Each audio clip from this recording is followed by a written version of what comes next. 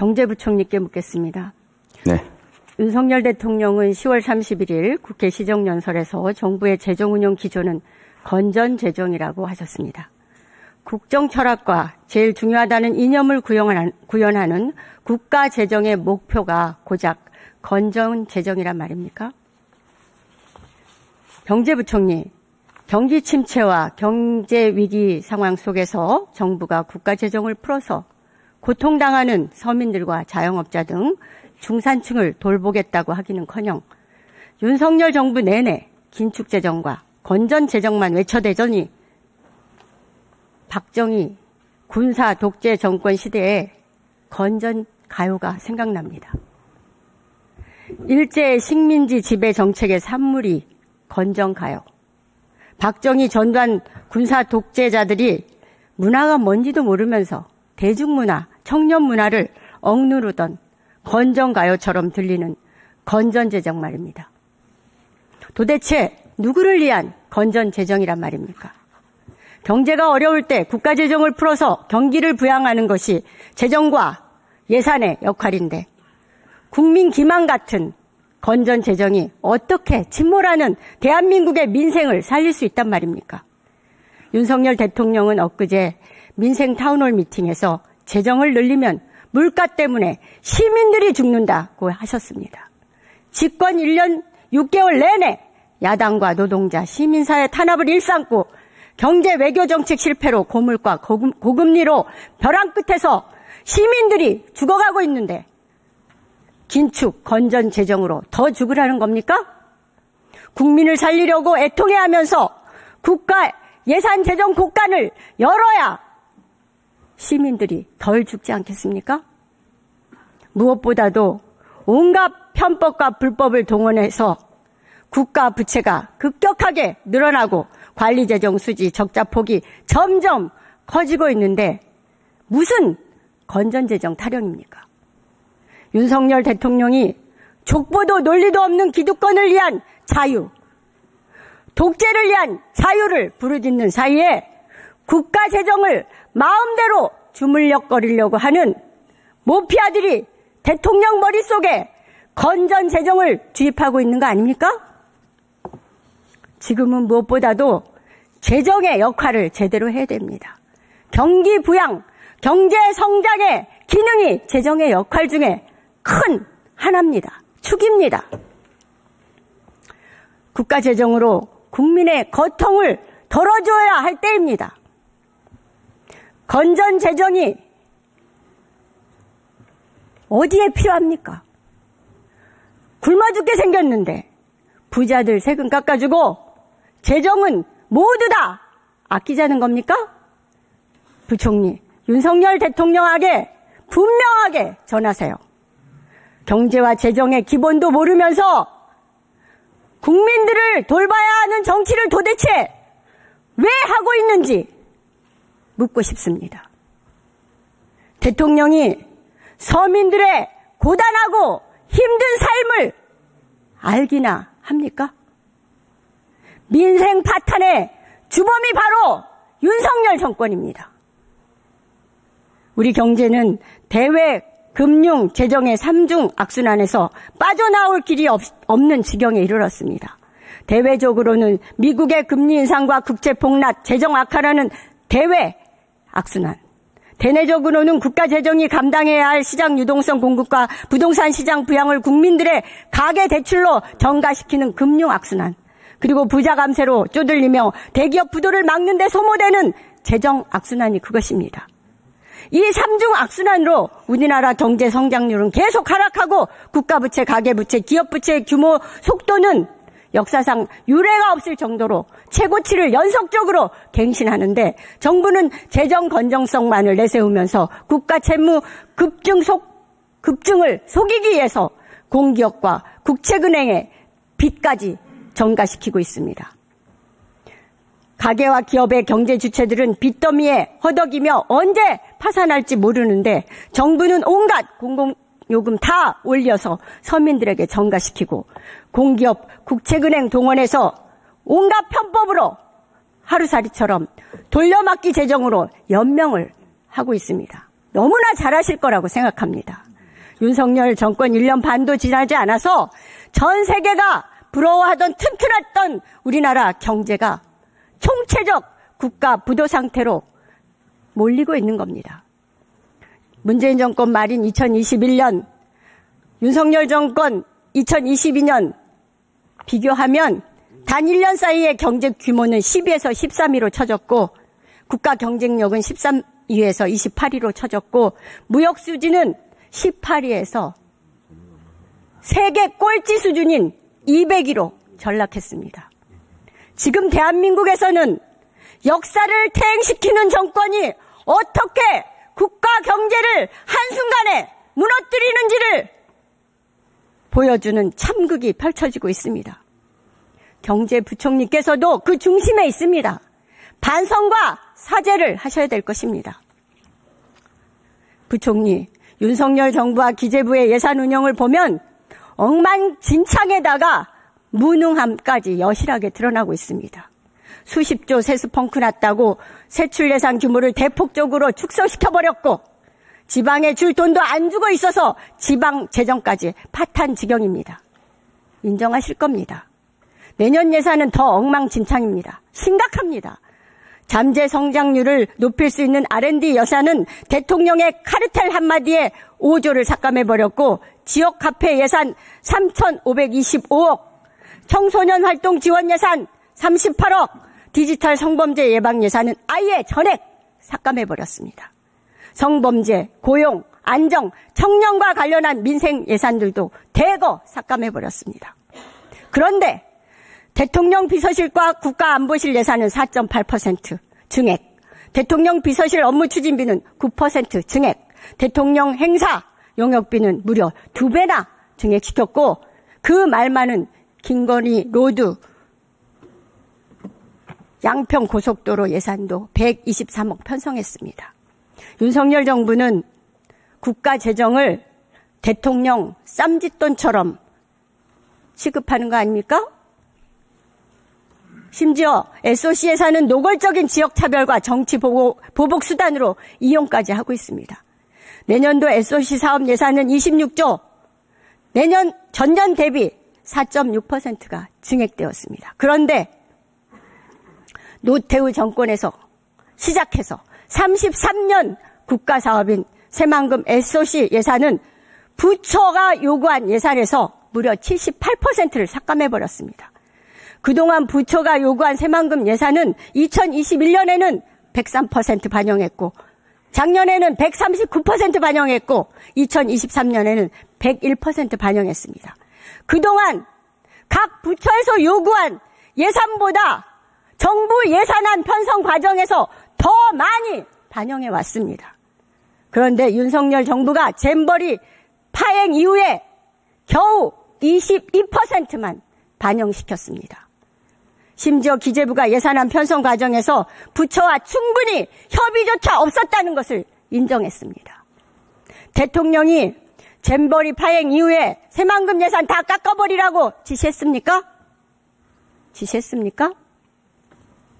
예, 하나는 답변을 드릴까요? 아니요, 이 부분만 답변하세요. 그거는 아까 말씀드린 대로 SOC 예산 전체를 보면서 아니요. 저희들이 연차 소요, 진행 상황 등을 감안해서 예산 편성을 했다. 새만금 예산 깎으라고 대통령이 지시했어요? 제가 아까 말씀드렸지 않습니까? 기재부에서 그렇게 검토해서 SOC 예산을 새만금도 같이 그런 틀에서 보고 편성을 했다 하는 지난번에 국정감사에서 대통령이 직접 지시하셨냐 이렇게 제가 물었을 때 부인하지 않으셨습니다. 말씀드릴 수 없다고 하셨었어요. 그렇다면 제가 방금 대통령께서 직접 지시하지 않고는 이런 예산안이 편성될 수가 없는 거죠. 어떻게 이런 예산안이 나올 수가 있겠어요. 공항은 물론이고 철도, 항만, 고속도로 등 미래를 위해 SOC 인프라 모두 다 보복을 저지르고 있음을 확인할 수 있습니다. 자료 보십시오. 국가철도 건설 사업 예산도 다른 지역 사업들은 국토부 요구안을 그대로 수용했습니다. 오로지 새만금 인입철도 예산만 100% 전액 삭감했습니다. 보이시죠? 공항 예산도 그렇습니다. 가덕도 신공항, 대구 경북 신공항, 울릉공항 등 다른 지역 공항은 모두 다 부처에서 요구한 그대로 반영했습니다. 오로지 새만금 국제공항만 580억 요구에 무려 89%를 삭감해 버렸습니다. 66억만 반영했습니다. 왜 이런 짓까지 합니까? 잼버리 대회는 정부 행사이고 정부가 잘못해서 파행되었고 망치고 국제 망신 당한 겁니다. 어디다 대고 화풀이 합니까? 변변한 산업단지 몇 개 없는 호남인데 지역차별과 정치 보복적으로 전북을 희생양 삼아서야 되겠습니까? 윤석열 정부는 호남이 전북이 그렇게 만만합니까? 지역 균형 발전에 대한 철학과 비전도 없이 지역 차별만 남는 그런 정치 그만하십시오. 국민의힘은 즉흥적으로 김포를 서울에 편입한다고 합니다. 국가 균형 발전에 대한 거대 담론은 어디다 뒀습니까? 총선에 이용하려는 게리맨더링 아닙니까? 국민들의 삶을 개선하고 경기 부양과 경제 발전을 재정 투입해서 막아야 될, 또 부양해야 할 그런 시점인데 건전 재정 운운하면서 틀어 막아놓고 김건희 로드와 같이 대통령 일가 땅 쪽으로 고속도로 노선을 바꾸는 등 납득할 수 없는 곳에 예산을 쓰고 있는 겁니다. 이것이 바로 윤석열 정부의 예산 운용 수준입니다. 그 어느 역대 정권보다도 가장 저질적인 재정 운용 행태를 드러내고 있는 겁니다. 경제부총리, 기재부 장관, 고통에 신음하는 국민들의 목소리 안 들립니까? 경제관료 출신인데 언제까지 윤석열 정권의 하수인 노릇 하실 겁니까? 국민들의 혈세인 금고를 사금고 운용하듯이 마음대로 주물럭거리는 이 정권에 대해서 선거를 통해서 국민들은 반드시 역사적 심판을 할 것임을 믿어 의심치 않습니다. 윤석열 정권 들어서 작년 53조 세수, 추가 세수 발생했고요. 올해 59조 세수 펑크 난다고 발표했습니다. 100조 이상의 세수 추계 실패는 단순 오류가 아니라 경제 실패이자 재정 파탄 수준임을 잘 알고 계실 겁니다. 세수 진도율 격차가 매달 1% 정도 늘었는데 8월에는 13.5%까지 벌어진 거 잘 아실 겁니다. 이대로라면 연말에 세수 결선 59조가 아니라 73조도 가능하다는 분석이 있습니다. 59조 세수 펑크 거기에서 그친다는 보장이 있습니까? 만약에 또 틀리면 비난에 그치지 않을 겁니다. 국민의 이름으로 고발하겠습니다. 답변해보세요. 어디부터 답변 드릴까요? 지금 세수 펑크에 대해서 자신 있어요? 예. 59조? 우선 세수는 59조로 막을 자신은 있어요? 100조 이상 지금 세수 오차 발생시켰는데. 간단한 것만 말씀드릴게요. 네. 방금도 언급하셨지만은 지난해 53조, 금년에 59조, 작년에는 정액 추가 더 들어왔고 이번에는 좀 부족할 것으로 전망된다. 그런 전망에 관해서 말씀하셨지 않습니까? 윤석열 정부 들어와서 저희들이 직접 세수 전망을 지난해 새로 한 겁니다. 해서 한 50조 넘게 이상 발생할 들어온다. 그렇게 예상을 했고 그것을 가지고 작년에 2차 추경을 한 겁니다. 그리고 결산을 해보니까 지난해에는 정말 신기에 가깝게 정확하게 맞췄습니다. 1조도 거의 오차가 안 날 정도로 맞췄습니다. 그런데 이번에는 말씀하신 대로 규모가 상당 규모의 오차가 발생했습니다. 그 원인은 아까 제가 잠깐 말씀드렸습니다. 그래서 큰 틀에서 보면은 제가 세수 전망과 관련해서는 좀 쉽게 말씀드리면 1승 1패한 겁니다. 그래서 이 부분을 더 잘해야 되겠다. 탁구 쳐요? 무슨 이 부분을 더 잘해야 되겠다. 제가 그거는 기재위에서도 말씀드렸습니다. 그래서 더 잘해야 되니까 개선을 해야 되겠다. 도대체? 한 번은 제대로 맞췄고 한 번은 상당 규모의 오차가 났다. 이 말씀을 드리는 겁니다.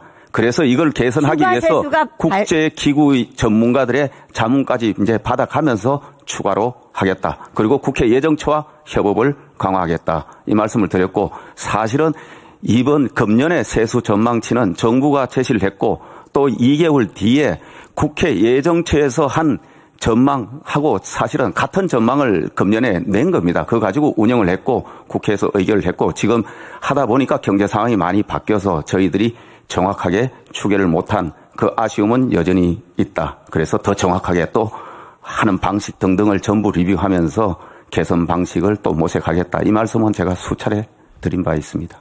근데 초과 세수가 발생하는 거하고 펑크가 나는 건 어마어마한 차이가 있는 거예요. 예, 근데 전망에 관한 그동안의 문제니까. 기재부가 세수 오차를 너무나 엉터리로 했기 때문에 그거에 간극을 메꾼 거죠. 작년에는 초과 세수가 발생할 게 빤한 상황에서. 근데 무슨 1승 1패 운운합니까? 역대급 그 세수 펑크에 한국은행에서 단기 차입금 113조를 끌어들여서 쓰고 있고요. 재정증권도 40조 31회나 발행하고 있어요. 완전 돌려막기 하는 거죠. 이자로 국민혈세 3,100억이 나갔어요. 더욱이 지금 고환율 속에서 상환 기일도 도래하지 않았는데 환율 방어용으로 만들어놓은 외국항 평형기금 43조 회종령으로 끌어다 쓰겠다고 계획을 발표했잖아요. 올해 20조, 내년에 43조. 환율 더 올라가면 어떻게 방어할 겁니까? 이렇게 적금해놓은 돈까지 다 끌어다 쓰고 정작 근데 외평기금은 자금이 부족해가지고 내년에 채권 발행한답니다. 외평채 발행한대요. 18조. 지금 승인 올려놨잖아요. 이게 뭡니까? 회전문에 넣어가지고 끊임없이 돌려막는 편법, 꼼수, 교활한 방식의 분식회계까지 밥 먹듯이 하고 있는 거죠. 탈탈 떨어 쓰고 있는데도 부족한 거예요, 지금. 국가재정 잘못 운영해가지고 부자 감세 대폭적으로 해줘서. 대통령도 이 사실 아세요? 정기적으로 보고하십니까? 저희한테 답변 시간을 언제 주시렵니까? 아니요. 저 마지막에 드리려고 하고요. 그러면 시간이 너무 초과될 아니, 대통령한테 이러한 객관적인 그 분석해서 보고하고 저희들이 계십니까? 수시로 통계를 가지고 또 많은 전문적인 판단을 기초로 해서 대통령께 보고 드리고 정책을 수립하고 그렇게 진행하고 있습니다. 알겠습니다. 예. 건전재정 부르짖고 있지만 정부 부채 급속하게 늘어나고 있는 거 아실 겁니다. 중앙정부 채무가 2022년도에 47.8% GDP 대비 1,033조 원이었는데 2023년 상반기에 1,083조입니다. 윤 정부에서 아주 급속하게 국가 부채 채무 다 늘어나고 있어요. 팬데믹 때보다도 금융위기 때보다도 재정 적자가 더 커지고 있습니다. 관리재정 수지 작년 말에 마이너스 5.4% 117조 발생했습니다. 올해 상반기에만 83조 적자 났어요. 그거 기재부 보고에 의한 겁니다. 윤 정부가 스스로 국가 채무 GDP 대비 60%로 막고 관리재정 수지 마이너스 3%를 넘지 않겠다고 재정준칙 만들겠다라고 하고 있는데 이미 작년에 결산기준 관리재정 수지 마이너스 5.4%예요. 정부나 제대로 건전재정 유지하세요. 무슨 법으로 이거를 만들어요? 이미 다 어그러져서 지키지도 못하고 있는데. 그리고요, 지금 국가 채무를 안 늘리는 것처럼 속이기 위해서 공공기관 부채 늘리고 있습니다. 거기다 전가시키고 있는 거죠. 80몇 조씩. 국책은행 부채도 80몇 조 늘었어요. 그런 거는 D1, D2, D3 국가 부채에 다 들어가 있는 건데 국가 채무, 정부 일반 정부 부채만 가지고 건전재정 운운하고 계신 거죠. 완전히 혹세무민입니다. 내년에 근데 더 심각해질 겁니다. 아실 겁니다. 정부가 법인세 부자 감세 해준 거 내년부터 이제 세금 세수 효과로 집행이 되게 되는데 어떻게 하실 겁니까? 내년에 올해보다 훨씬 더 법인세 덜 들어올 겁니다. 어떻게 할 거예요? 지금 유가도 요동치고 전쟁 나서 난리잖아요? 세계 금융시장이 발작을 일으킵니다. 대규모 국제 경제 위기가 이미 닥쳐왔습니다. 당장 수출과 물가가 비상이고 최강 경기는 급격하게 얼어붙고 있고 경제 성장률도 계속 5번이나 낮추고 있는데 1.4% 달성 못할 거라는 게 일반적 관측입니다. 아실 겁니다. 근데 윤석열 대통령은 시정연설에서 성장세가 증가하고 내수 회복이 된다고 근거 없는 그런 주장을 하고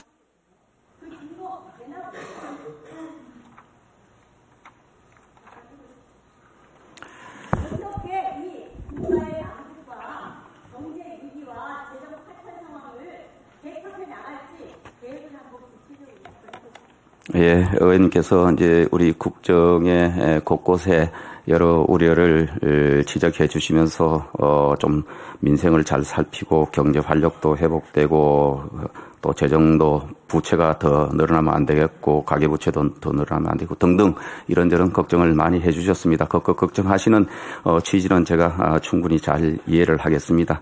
근데 의원님께서 중간에 이게 너무 많은 지금 지적을 해 주셨는데 그게 제가 이렇게 쭉 듣고 있다 보면 한쪽에는 국가 부채, 국가 위기, 가계 부채 이 걱정을 하시면서 한쪽에는 또 부채 더 늘려가지고 빚 더 내가지고 막 써야 되는데 왜 안 쓰냐?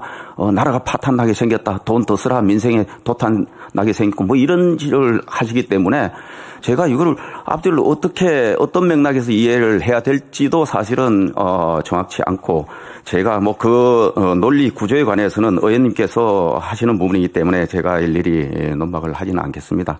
다만 아까 여러 지적을 하셨는데 너무 의원님께서 사용하시는 그 지적, 표현, 용어, 통계 논리가 제가 전혀 수긍할 수 없는 그런 말씀을 너무 많이 해 주셨다. 제가 지금 답변을 하려면 한 30분은 해야 될 것 같은데 아마 그 시간은 허용되지 않을 것 같고 아까 제가 늘 말씀드립니다마는 국가 부채 늘었다, 가계 부채 늘었다 이러면 안 된다. 이 도탄에 빠진다 이런 걱정을 하시지 않습니까? 사실은 이런 걱정을 몇 년 전에 왜 안 해주셨을까? 사실은 국가 부채가 저희들이 통계로 늘 말씀드리지만은 가계부채는 지난 정부 5년 동안 500조가 늘었습니다. 국가 부채는 400조가 늘었습니다. 그러니까 금리 그러니까요. 제 말씀 들어보십시오. 금리 1% 시대 때는 국가 부채를 그렇게 몸통을 늘려놓고 그 다음에 금리가 전 세계적으로 고금리 되니까 거기에 대한 지금 부담을 지고 저희들이 그 속에서 어떻게든지 시장 안정시키고 민생 부담 좀 줄여가면서 경제를 운영해볼까 이렇게 하고 있는 겁니다. 정리하세요. 예, 제가 이 말씀을 너무 한꺼번에 많이 주셨기 때문에 회의 말미에 시간 드릴게요. 예, 수긍할 수 없는 내용들을 많이 주셔서 제가 한마디로 대체적으로 걱정하시는 포인트는 알겠는데 안에 개별 팩트에 가서는 대부분 다 수용할 수 없는 말씀을 주셨다 하는 말씀으로 제가 끝내겠습니다.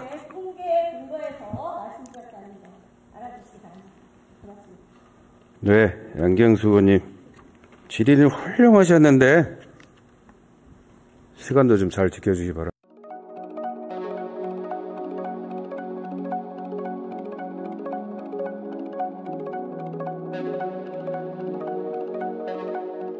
있으면은 회의 말미에 제가 시간